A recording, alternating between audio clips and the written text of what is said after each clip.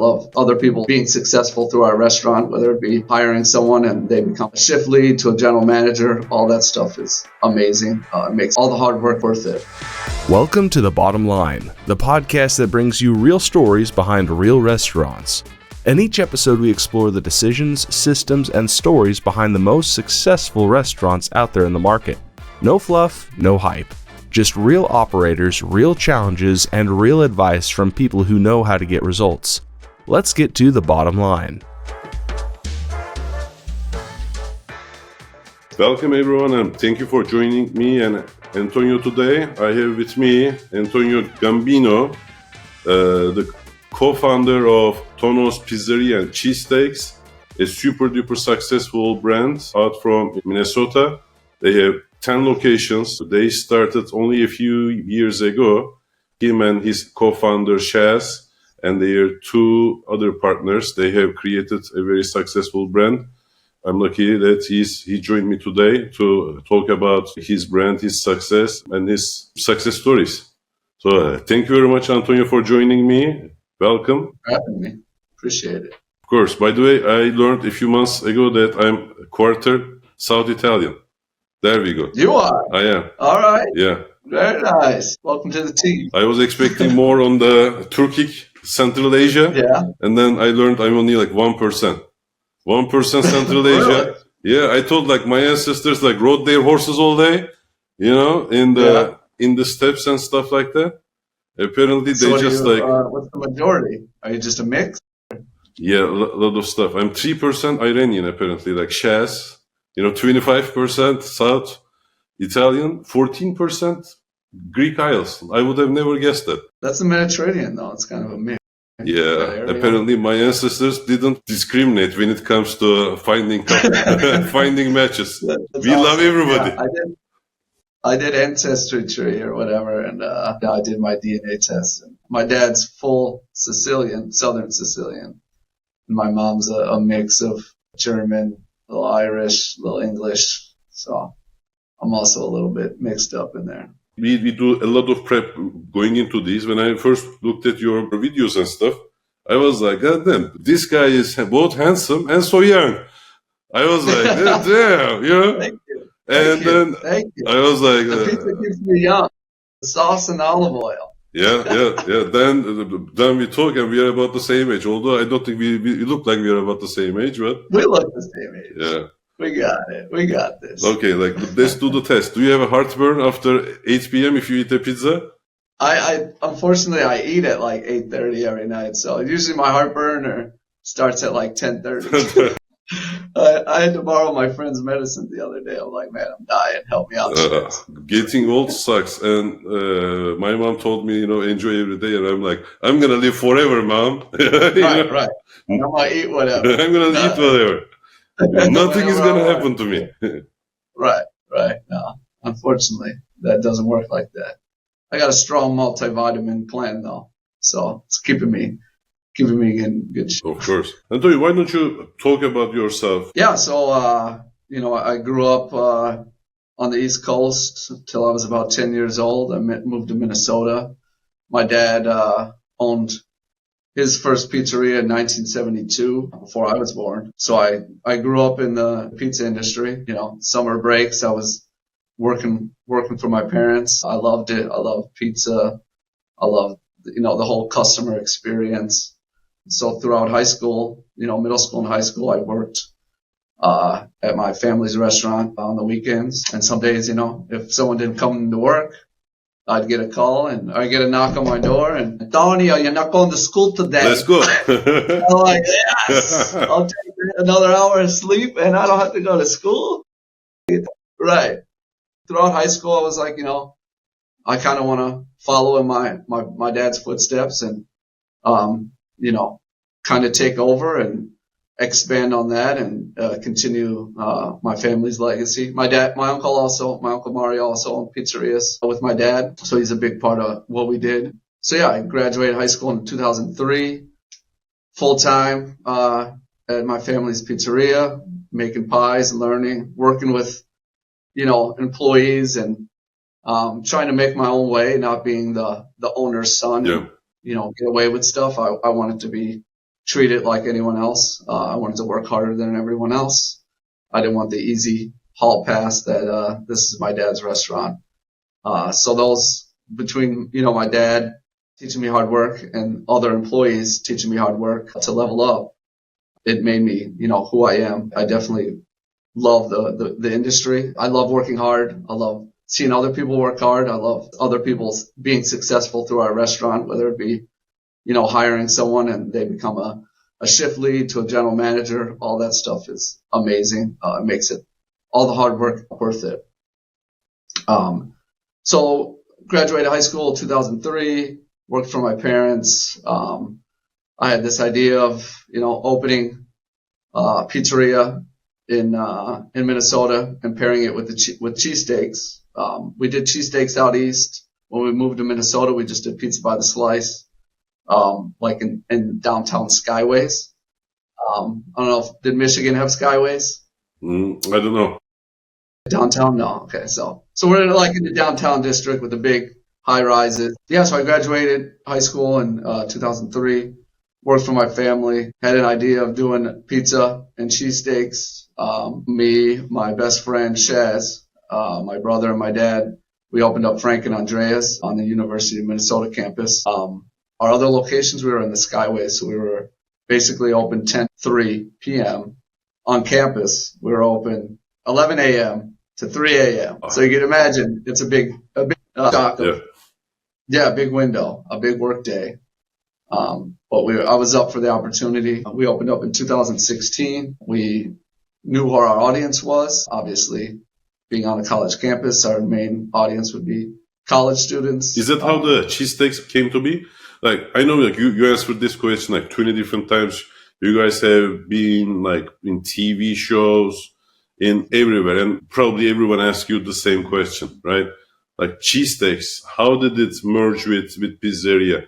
I'm sure like many people told you like it's going to be confusing. Is it two different things? People will be confused. And how did you say like no, like cheesesteaks it is? Yeah, I mean, between talking to my food providers, they're like, oh, you should do this roast beef and this terrible roll. I'm like, listen, I know what I want. I want to do a cheesesteak. Yeah. Right? So getting the roll was the number one most important piece of, before we even got to, is it confusing between the pizza and the cheesesteak?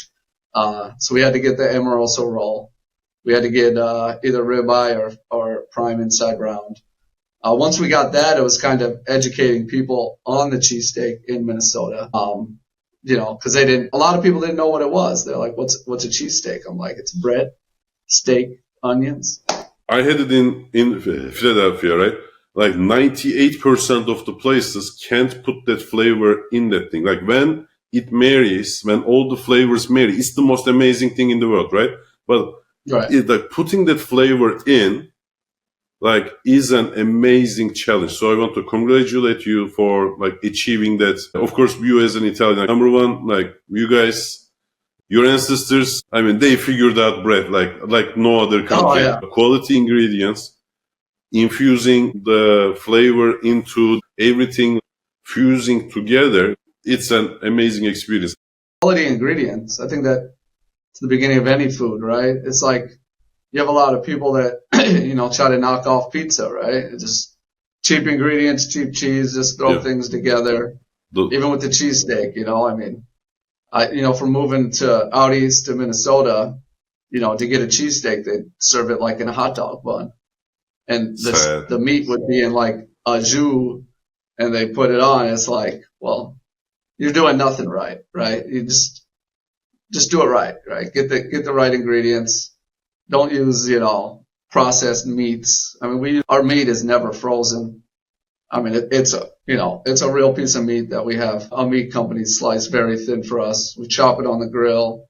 Throughout time, we've elevated the cheesesteak, not doing the basic steak with onions or mushrooms. We've added all types of options between garlic aioli, barbecue aioli, habanero jam, caramelized tomatoes, all that stuff to like, kind of what they did with burgers, right? I mean, they've elevated burgers where you can have a classy cheeseburger with a bunch of crazy toppings. The standards are still good. Yep. But, in my head, I'm like, why can't we do that with cheesesteaks? That makes sense. Because people go to Philadelphia, they're like, it's an experience to be in this, Pat's or Geno's. It's an experience plus the food. When you're in Minnesota, I can't copy that experience to the T, right? You're not in Philadelphia. You're not at this vintage spot that's been around forever, that's been on TV, right? So, we started with the basic traditional Philly style cheesesteaks, and then we added to that to excite people in Minnesota. Like, for instance, we do my favorite cheesesteak, and the cheesesteak that gets the most compliments is our Fat Tony, P-H-A-T, Tony, with the habanero jam, garlic aioli, bacon, jalapenos, onions. Like this, the blend of that is delicious. And you can't get it anywhere besides Tono. So that was one of the things that I want to accomplish is keeping it traditional. You can still get the traditional stuff, but we're also innovating. We're also changing the cheesesteak game, which, all I feel like, between burgers, tacos, pizza, Asian, everyone's innovated. The cheesesteaks kind of stayed the same. People tried to copy it. They tried to cut the corners. So you have an amazing product. I looked at the restaurants. They are super clean and minimalist and inviting. The restaurant is an experience. How did it take off? Like, from how soon was the lift off for you after you opened the first restaurant? So we'll go to Tono. We opened that in 2019. In the suburb of Minnesota. And, any restaurant that you open, and nobody knows who you are, that's a challenge, right? It's like people drive by, who the heck is Tono, right?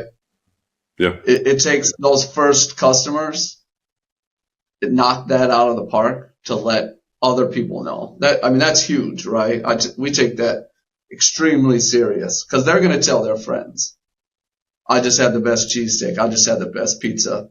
And you grow organically. It's slow, but you're doing the right things, right? You don't have a ton of money. You can't be McDonald's and these guys running ads everywhere. So that was a huge challenge. I'm there all day, every day. The first location we open, I'm making sure every customer that walks in is greeted with a hello. The best service possible with the best food. So we opened 6 months before COVID. And we thought, this is the end of us. But then, this is our luck, delivery. Right? Our luck. But it ended up being, pickup and delivery and our presence online, through my other partners knocking that out the park. We looked very enticing. We looked professional. And people went on DoorDash and searched us online, and we're like, wow, this place looks good. Let me give it a try when I'm sitting at home and can't leave, right?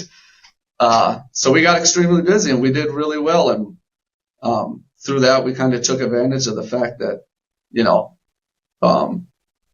let's open more locations now and expand as much as possible while everyone's nervous because of COVID. Obviously, it's an unfortunate event, COVID. We wanted to, take care of customers, take care of employees. We're hiring tons of people during COVID while, a lot of people are getting laid off, right? So we took that as very prideful to be able to pick up some of these people that have been working in the food industry for a lifetime that got laid off overnight, right? And give people something to keep them sane, right? Great food. Yeah. Yeah, right. That's awesome. This is the amazing. That's my uncle. There you go. Yeah, your uncle. That's my uncle. Family affair. He needs his own TV show. Podcast. Yeah, my dad's retired. He's retired. My mom and dad come to Minnesota for the summer. They're snowbirds. Yeah, they're sold. Did they sell the business? No. Me and my brother took over. Wow. So I got you. Wow. So Andrea Pizza. Yeah, Andrea Pizza, 4 locations in Minnesota. So you have Tono and Andrea.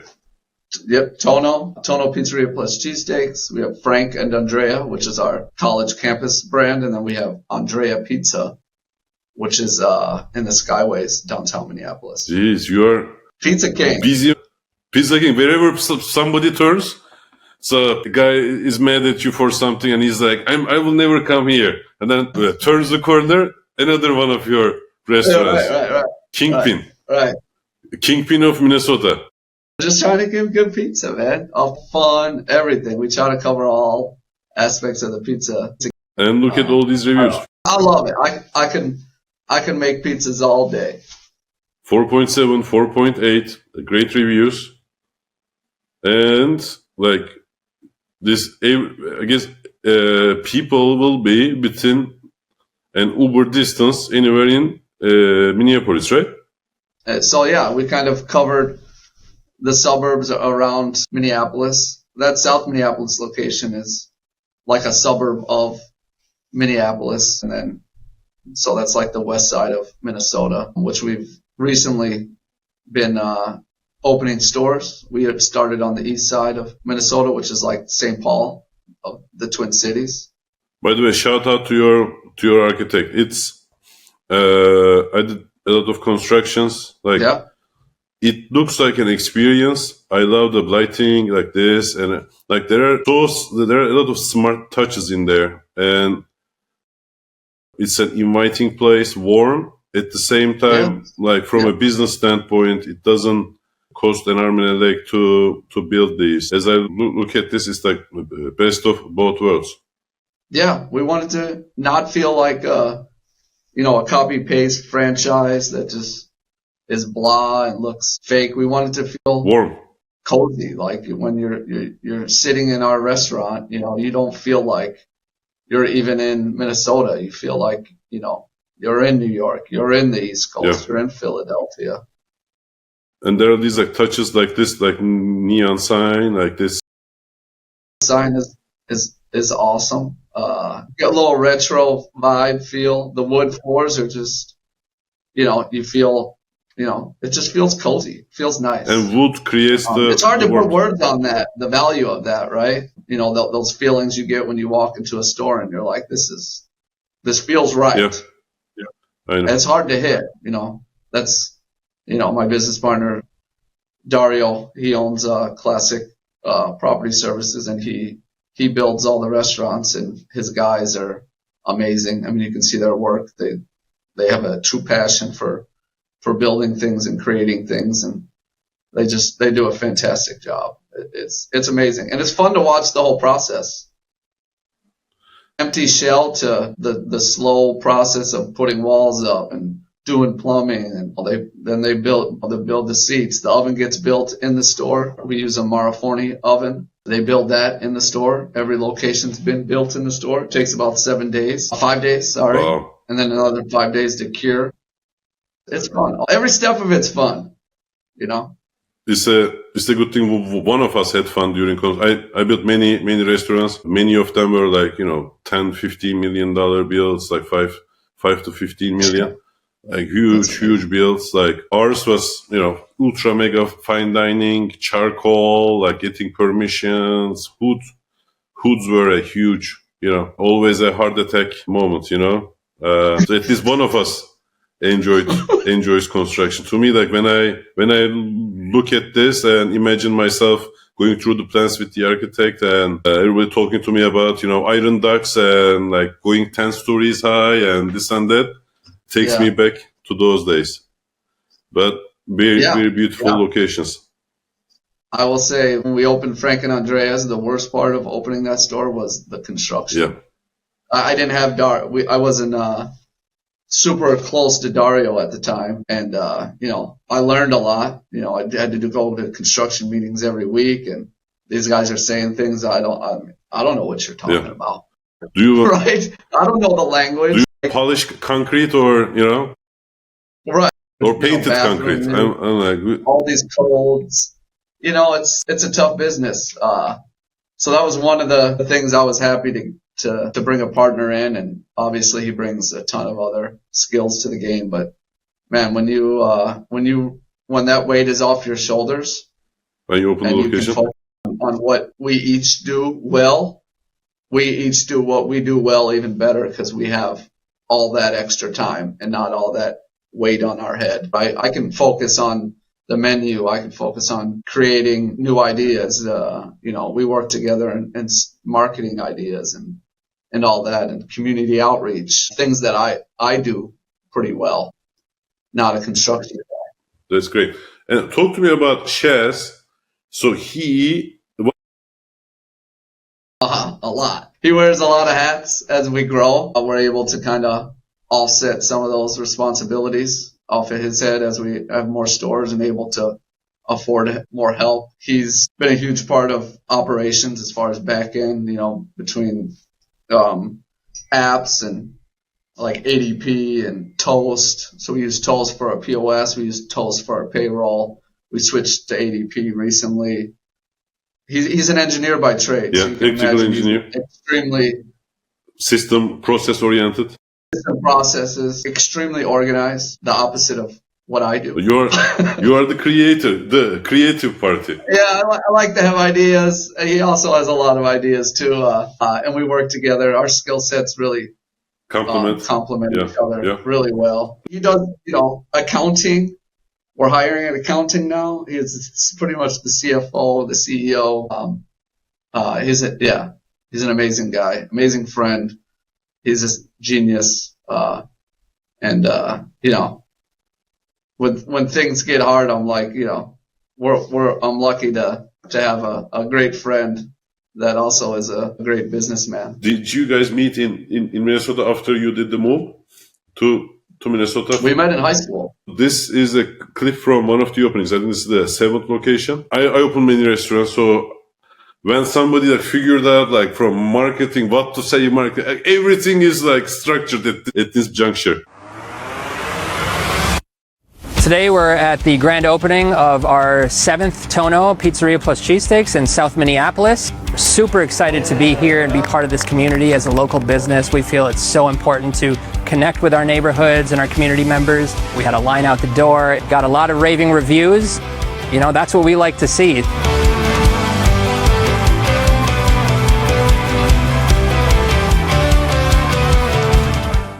There we go. The look, the opening look. This is what I call the opening look. The super stressed business owner. Right now you are, if you have heat vision, right now you are basically torching with your heat vision. We gotta make a lot of pies very fast. And somebody's screwing up, but you are seeing that person is slow or talking to somebody basically enjoying themselves a bit much. This is that look. Enjoying the opening a bit much when you are trying to push the pizzas. Making the pies. Can I videotape you? Can you say something? Yeah, I can do it all. Just let me know. Whatever you need. It's fun. The stressful in-store stuff can be fun. I have ADD, so my ADD is my gift when I'm in store working. So 10 locations, right? And then you have 2 other brands. You have Shaz, business guy. You as the creative, the operational guy. You have in your belt decades of recipes, decades of. On top of it, maybe 100 years of recipes, and then decades of restaurant experience, right? Between you and your father, you have Shaz, and then 2 partners who help you basically find the locations and build. But at the heart of it, what would be your guidance, advice to people who would like to repeat the success? Because I always say restaurants are like tech companies in the sense that when you have something that works, it can spread like the wildfire, right? Just like tech companies. The one day you have 5 employees, the next day you can have a giant, be Instagram. And, when done right, hospitality, what we do can be that. So some people have one restaurant throughout their lives, 40, 50 years, one restaurant. And then people like you come in. What I call is the rock star. You are basically one level, in my opinion, maybe you will get there, the Taylor Swift category. Taylor Swift is like Shake Shack.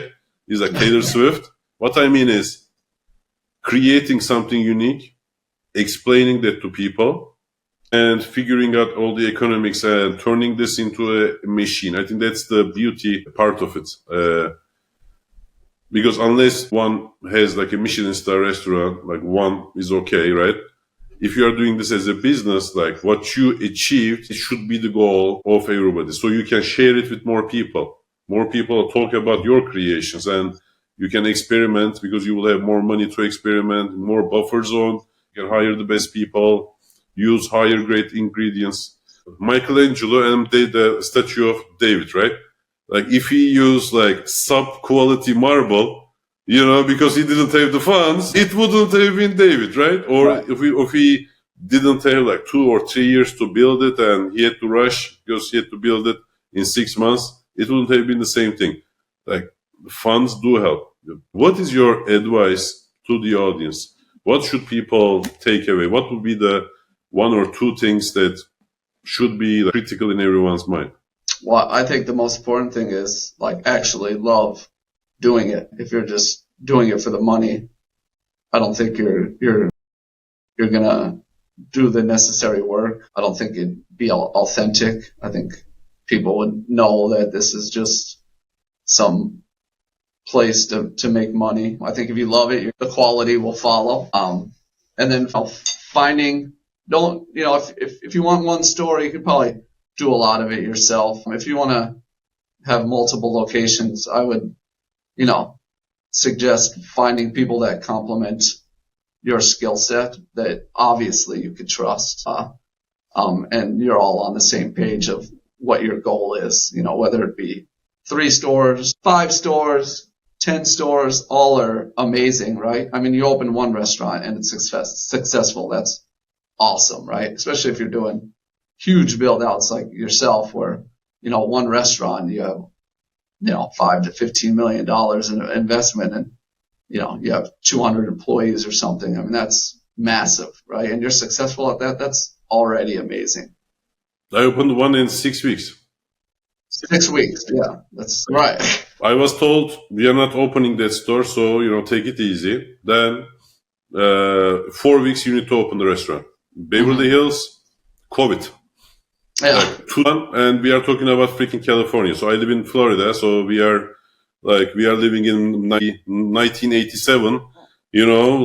Party your ass off, right? Like in the 80s. In California, I mean, it's a whole different story. And 6 weeks in order to open at that time, I had to first build the corporate to open the restaurant. So I can hire 120 employees in a state that we have never ever operated before. Yeah, so that's the challenges and the loopholes you got to go through. I mean, each state has their own laws too, and to figure those out that's a challenge on its own. Forget about operating and hiring and getting open.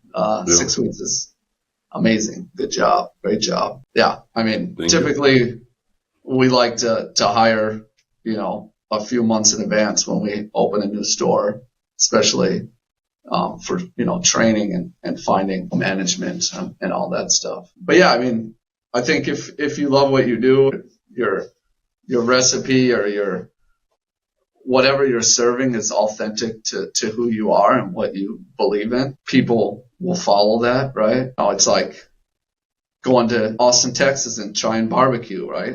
I mean, those are barbecue guys. Right? It's so authentic. They live it. They breathe it. And when you go in there, you feel it, right? That's not fake, right? That's passion and people love that. I mean, I went to Terry Black's in Austin and there's a line all day long and it's like their food's great, but it's like, it's a known spot, right? It's like you feel the authenticity. So I would say that also, just taking care of a good culture for staff. Appreciate them. Show they matter. Their work is important. They're not just a number that clocks in and out. You care about them. You want them to succeed, and you show a path to success for everyone. Is super important. I think, some of our staff's been with us, team members, family, whatever. They're family to me.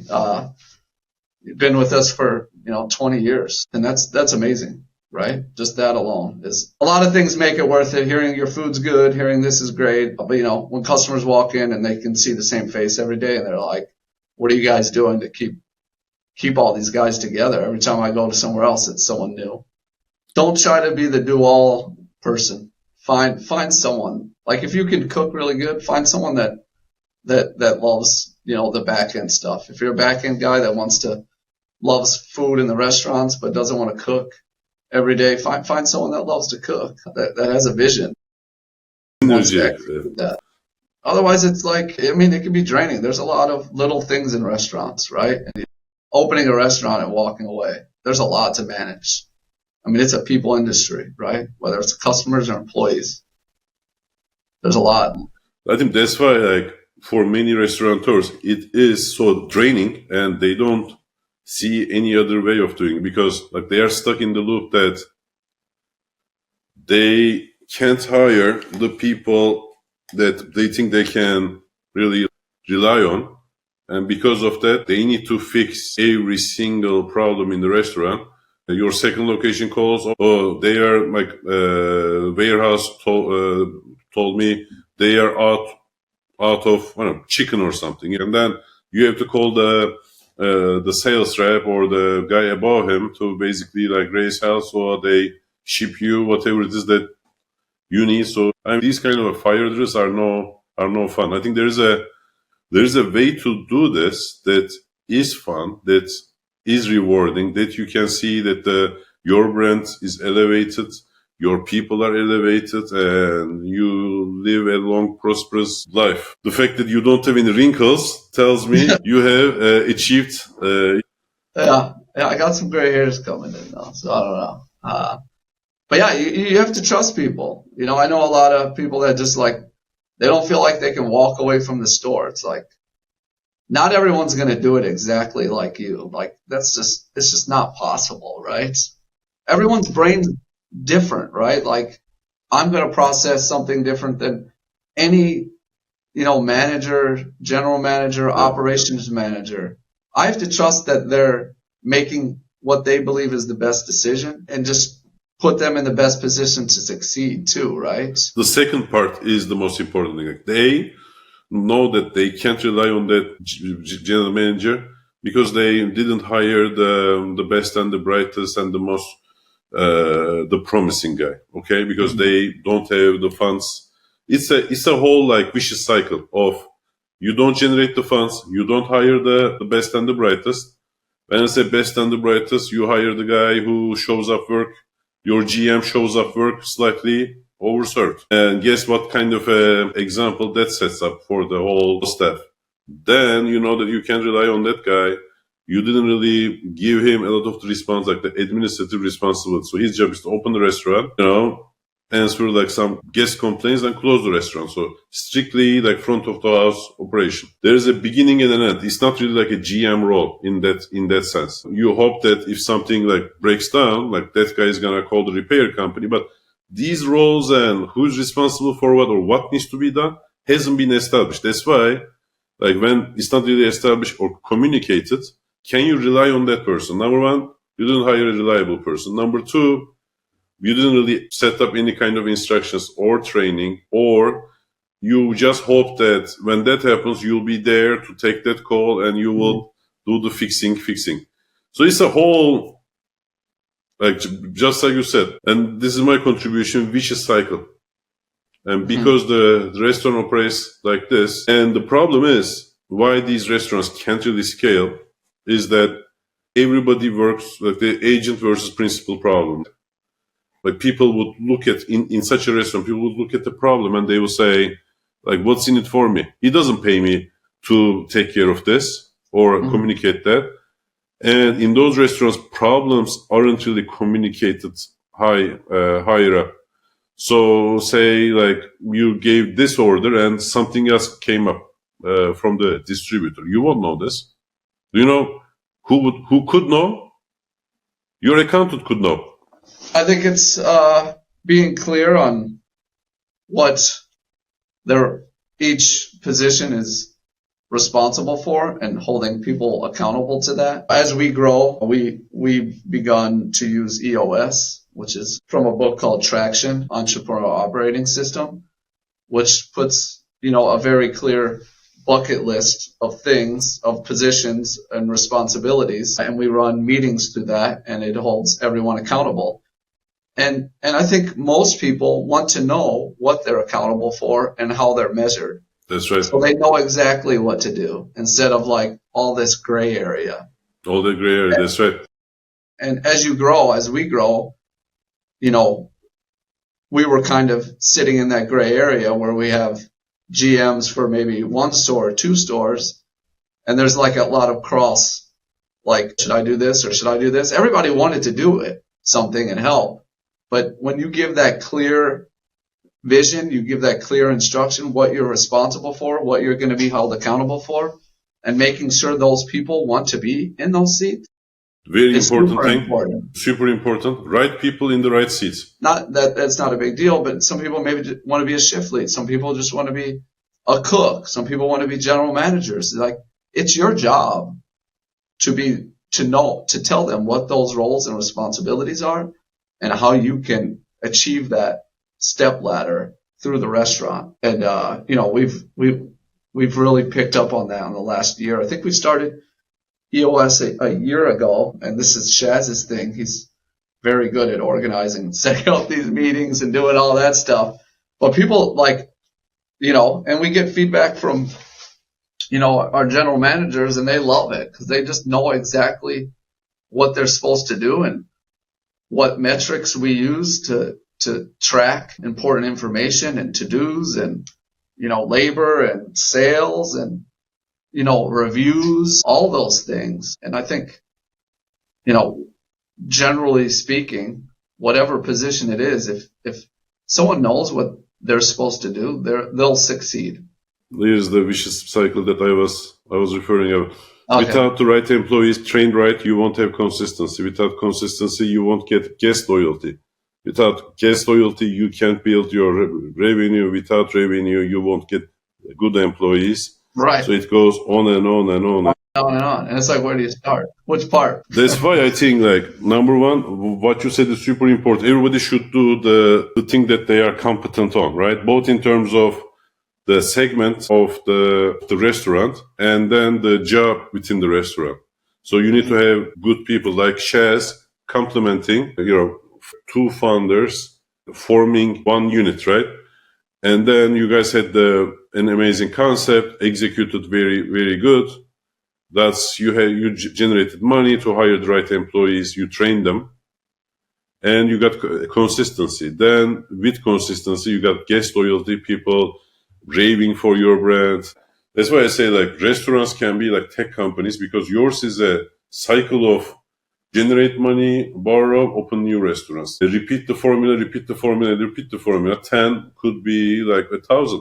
What's to hold you up in opening their 150th location in Dubai? Nothing. And hence the investor side.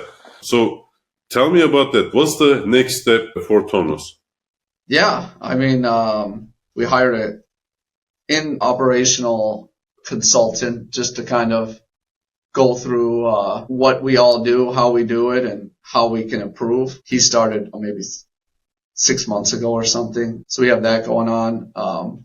We're hiring. We have those, and it's, these big books and all that stuff. And, I talk to people that worked at, big franchises and all that stuff. And I'm like, so how many people actually read this book? And he's like, not a ton, but, so we have that. We can always improve. Right now we're hiring a fractional CFO. So we're more, as far as accounting and all the expenditures and all that stuff, is more specific to restaurants. So that started this week, believe it or not. And then we met with kind of a venture capitalist that finds restaurants, works with them, and then finds people that want to invest and continue that culture. So whoever were to invest would be a like-minded person, not just a guy with money. So yeah, I mean, and we've gone through many, do we try to franchise?